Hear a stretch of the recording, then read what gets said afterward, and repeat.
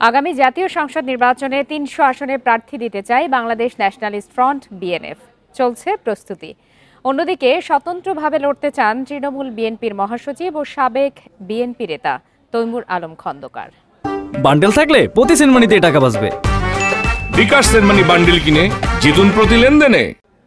প্রেক্ষাপট, এই প্রেক্ষাপটে কিংস পার্টি ছাড়া কোনো রাজনীতি হবে না। ক্ষমতাচ্যুত আওয়ামী লীগের ৩ নির্বাচনে বেশ দৌড়ঝাঁপের জন্য আলোচনায় এসেছিল কয়েকটি দল। কিংস পার্টি হিসাবে পরিচয় পেয়েছিল তারা। অভিযোগ আছে তারা কাজ করেছে নির্বাচনকে বিতর্ক থেকে সরিয়ে বৈধতা দেওয়ার জন্যে। বলার অপেক্ষা রাখে না নির্বাচনের পর আলোচনা থেকে ছিটকে পড়ে দলগুলো। আমরা নির্বাচন কমিশনের শর্ত পূরণ করেছি, তারা আমাদের নিবন্ধন দিয়েছে। এর পেছনে তাদের কোনো উদ্দেশ্য আছে কিনা এটা তারা বলতে পারবে। ২০১৪ সালের বিতর্কিত নির্বাচনের কয়েক মাস আগে নিবন্ধন পায় বাংলাদেশ ন্যাশনালিস্ট ফ্রন্ট বিএনএফ। ওই নির্বাচনে দলীয় প্রতীকে ঢাকা ১৭ আসনে এমপি হন দলটির সভাপতি এস.এম. আবুল কালাম আজাদ। আমাদের টার্গেট ছিল এবার ১০০ আসনে আমরা নির্বাচনে প্রার্থী দেব, কিন্তু এই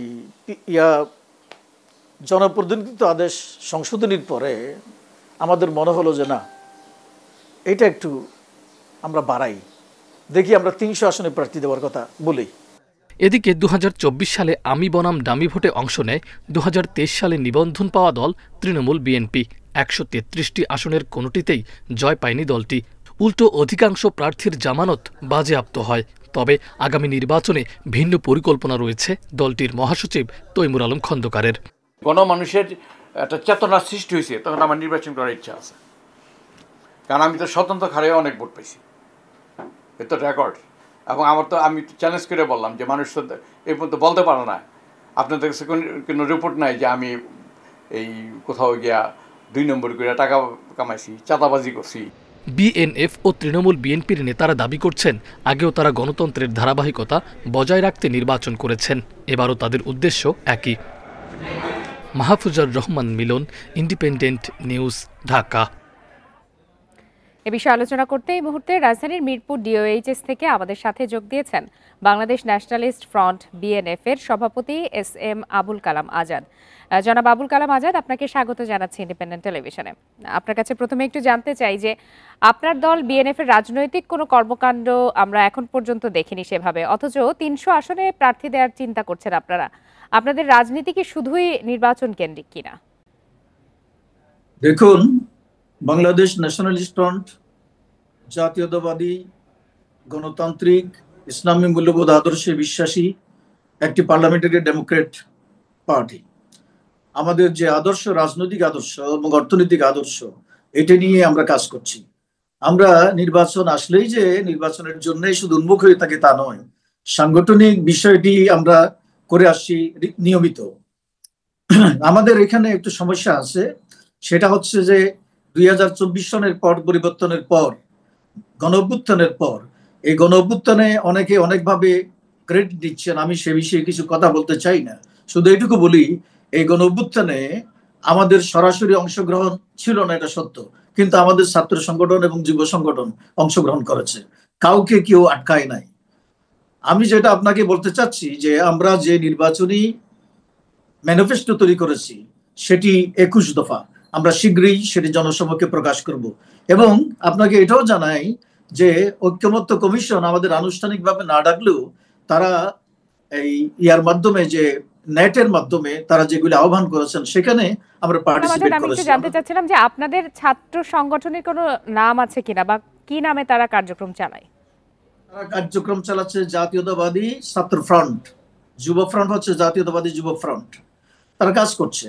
জাতীয়তাবাদী মহিলা ফ্রন্টও কাজ করছে, আমাদের শ্রমিক ফ্রন্টও কাজ করছে, একই জাতীয়তাবাদী নামেই সবগুলো। আমি আমাদের যে একটা বিকল্প রাজনৈতিক শক্তির উত্থানের জন্য ২০১১ সনে আমরা কর্মকাণ্ড শুরু করেছিলাম। ২০১৩ সনে গিয়ে ১৮ নভেম্বর আমরা নিবন্ধন পেয়েছি। ২৩শে নভেম্বর নির্বাচনের তফসিল ঘোষণা করেছে। সেই মুহূর্তে দেশে একটা বিতর্ক চলছিল, তত্ত্বাবধায়ক সরকার না নির্বাচনকালীন সরকার। বেগম খালেদা জিয়া এবং শেখ হাসিনার মধ্যে বাতচিত হচ্ছিল, বাগবিতণ্ডা হচ্ছিল।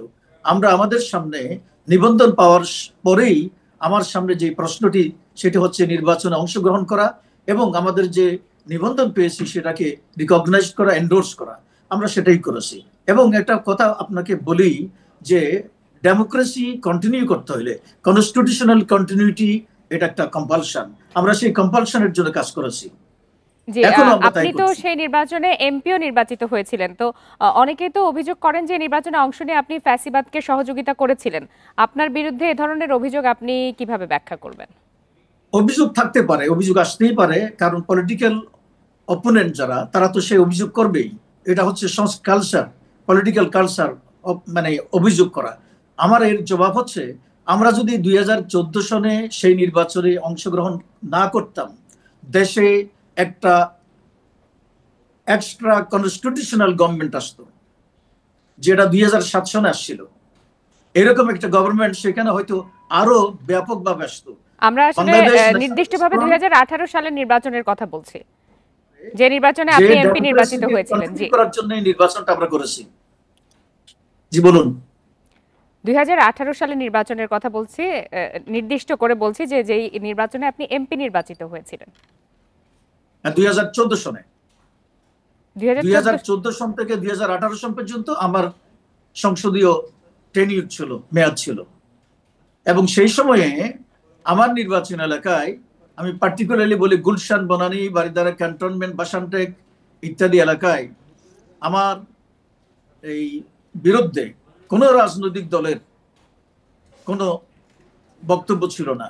আওয়ামী লীগের কিছু নেতার একটু উষ্মা ছিল আমার বিরুদ্ধে, কারণ আমি তাদের কথা চলতাম না, শুনতাম না। আমি যেটা সঠিক মনে করেছি জনগণের স্বার্থে, সেটাই করেছি। আপনার কাছে একটা বিষয় জানতে চাই, যে আপনার দল তো আগে আওয়ামী লীগ জাতীয় পার্টির সঙ্গে প্রতিযোগিতা করেছে, এবার এই দুটি দল নির্বাচনে থাকছে না এখন পর্যন্ত আমরা যতদূর জানি। আর যদি তারা নাই থাকে, সেক্ষেত্রে প্রতিযোগিতা কতখানি জমে উঠবে বলে আপনি মনে করেন? জমে ওঠার বিষয়টি হচ্ছে নির্বাচন কমিশনের যে শিডিউল ঘোষণা, নির্বাচনের শিডিউল ঘোষণা করার পরে প্রার্থী যখন মনোনয়নপত্র দাখিল করবে, তারপরে এটা জমে উঠবার বিষয়টি দেখা যাবে। এই মুহূর্তে কতটুকু জমে উঠবে এটা বলাটা মুশকিল। তবে আমরা আশাবাদী যে আমরা চেষ্টা করব, আমরা একটা কনস্টিটিউশনাল কন্টিনিউটি যাতে দেশে থাকে এবং একটা ডেমোক্রেটিক কন্টিনিউটি যেন দেশে থাকে, আমরা সেই চেষ্টাই করে যাব। জি, জনাব আবুল কালাম আজাদ, আপনাকে অসংখ্য ধন্যবাদ আমাদেরকে সময় দেওয়ার জন্য।